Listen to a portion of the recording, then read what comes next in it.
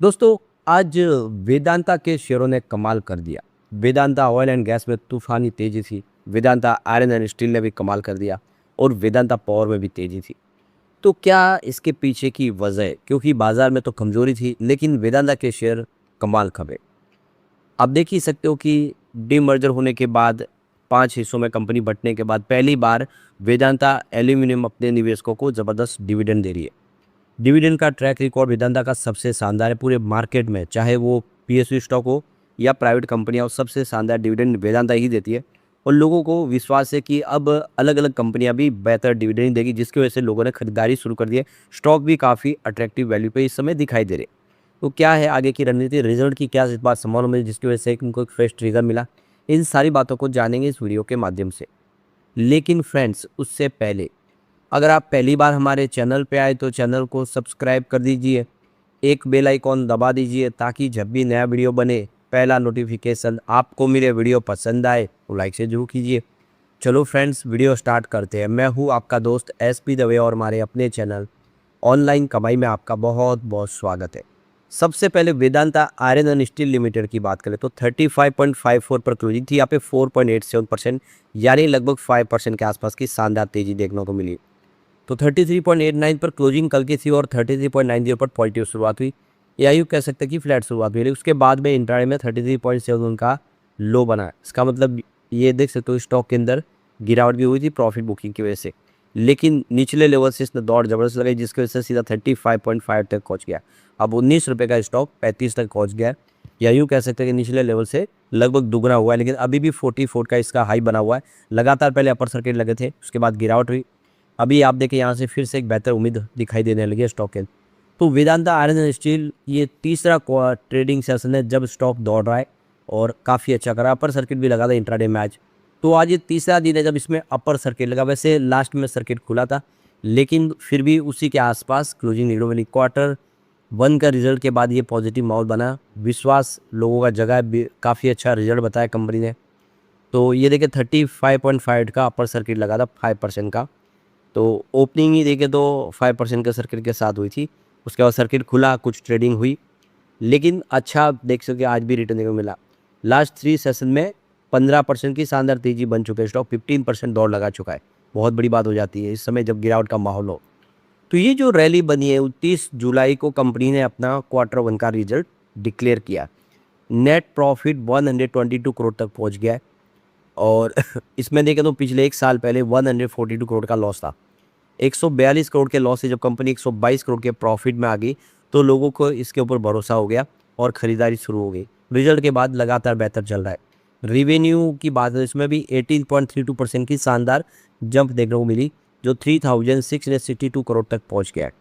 तो ये आप देखें पिछले एक साल पहले ये 3095 करोड़ के आसपास था। तो रिवेन्यू भी ज़बरदस्त बढ़ गया है। इससे एक विश्वास हो गया है कि कंपनी आने वाले समय अच्छा खासा डिविडेंड दे सकते हो, क्योंकि कंपनी लॉस से प्रॉफिट में आई है। और दूसरा जो सबसे बड़ा एक रीज़न और है कि क्रिशिल ने इसकी रेटिंग दी है शानदार। तो ट्यूसडे को देखे क्रिशिल की तरफ से AA की रेटिंग मिली, स्टेबल आउटलुक दिया गया। तो इससे एक पूरा पॉजिटिव माहौल बना। आप देख सकते हो कि कंपनी की जो इस समय जो बैलेंस शीट है वो मजबूत दिखाई दे रही है, फंडामेंटल्स अच्छे दिख रहे हैं, फाइनेंशियल प्रोफाइल सुधर रहा है और इससे रेटिंग एजेंसी को भरोसा बना है। तो क्रिशिल रेटिंग की जो आप देखें ये रेटिंग है, ये इसके लिए विश्वास का एक सबूत है। तो डाइवर्सिफाइड बिजनेस जिसमें माइनिंग पोर्टफोलियो है, आयरन ओर से संबंधित वैल्यू चेन और हेल्दी लिक्विडिटी कैश फ्लो इसके पास। तो इन सब वजहों से देखें तो वेदांता को एक अच्छी रेटिंग मिली है। AA की रेटिंग मिलना बड़ी बात हो जाती है, उसने एक पूरा माहौल बदल दिया। तो क्रिशिल की तरफ से AA रेटिंग मिलना, स्टेबल आउटलुक मिलने का मतलब ये है कि यहाँ पे फाइनेंस जो सर्विसिंग और फाइनेंशियल जो है वो मजबूत है, और एक तरह से देखें जो इनको लोन प्रोवाइड करे उनको लोन भी सेफ है, सुरक्षित है। लो रिस्क वाला लोन हो जाता है, यहाँ पे क्रेडिट रिस्क लो हो जाता है जब अच्छी रेटिंग मिलती है। तो वेदांता रिसोर्सेज की इसमें सबसे बड़ी स्टेक है, मेजॉरिटी स्टेक होल्डर है वो आयरन एंड स्टील में। उनका कंट्रोल एक तरह से कंपनी आयरन के हर तरह के प्रोडक्ट बनाती है, इसी वजह से लोगों की खरीदारी यहाँ पे दिखाई दे रही है। अब यहाँ पे हम वेदांता पावर लिमिटेड की बात करें तो 35.99 पर क्लोजिंग थी। 2.24% की यहाँ पर भी हमें तेजी देखने को मिली।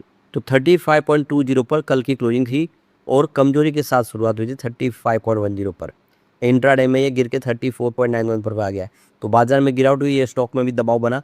लेकिन अच्छी बात यह है कि निचले लेवल से जम के खरीदारी शुरू हुई, उसने स्टॉक को 36.48 पर पहुंचा दिया। यानी छोटा स्टॉक सीधा जो 34 से 36 तक पहुंचा है।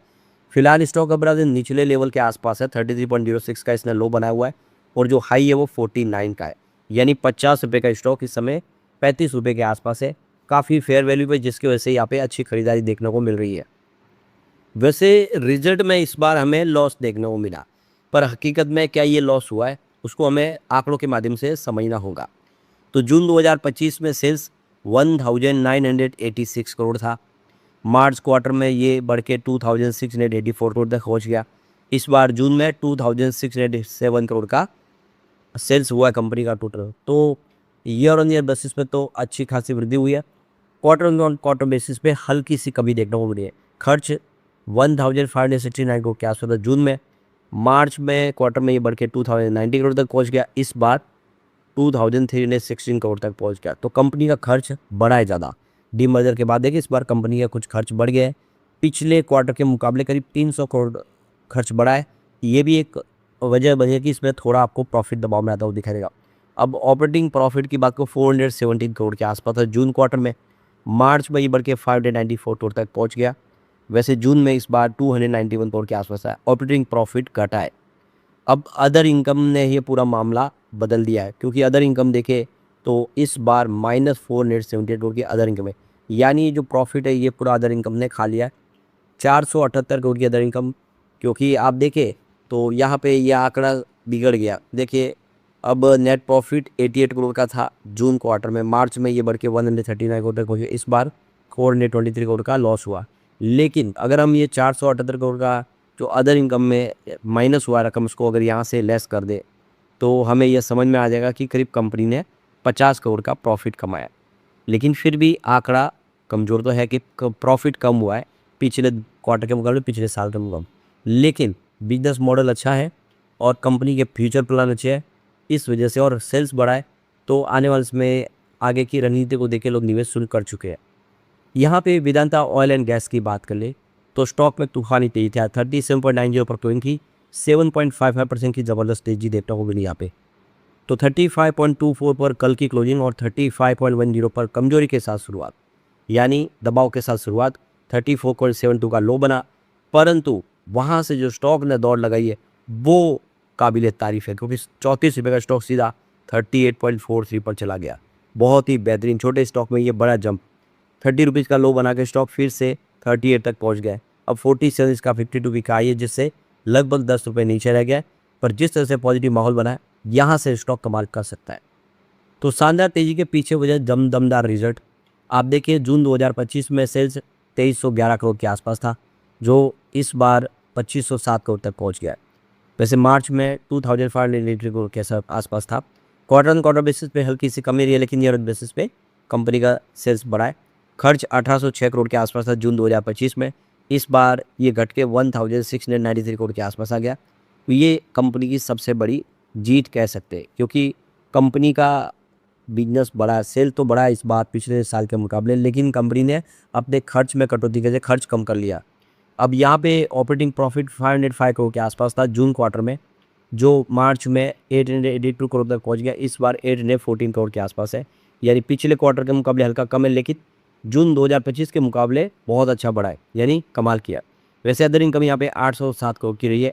ये अदर इनकम जो है ये प्रॉफिट के अंदर आपको जुड़ती हुई दिखाई देगी। जो प्रॉफिट मिला था 807 रुपये करोड़ की अदर इनकम भी है। अब देख सकते हो कि नेट प्रॉफिट पिछली बार 104 करोड़ का लॉस था और मार्च क्वार्टर में 479 करोड़ का भारी लॉस हुआ। इस बार 945 करोड़ का प्रॉफिट हुआ। अब वैसे इस प्रॉफिट में अगर 800 करोड़ के अदर इनकम को हम घटा दें तो जो प्रॉफिट रहेगा वो 150 करोड़ के आसपास ही रहेगा। लेकिन फिर भी प्रॉफिट तो हुआ, क्योंकि पिछले 2 क्वार्टर से लॉस में थी कंपनी, तो लॉस से प्रॉफिट में आ गई, जिसकी वजह से यहाँ पे खरीदारी का माहौल बना और आने वाले समय स्टॉक कमाल कर सका। लेकिन फ्रेंड्स, कोई भी इन्वेस्टमेंट करने से पहले अपने फाइनेंशियल एडवाइजर से एडवाइस ले ले या अपना खुद का रिसर्च करें, क्योंकि मैंने वीडियो आपके एजुकेशनल पर्पज़ के लिए ही बनाया। वीडियो पसंद आए तो लाइक से जरूर कीजिए और चैनल को सब्सक्राइब कर दीजिए। Thank you friends.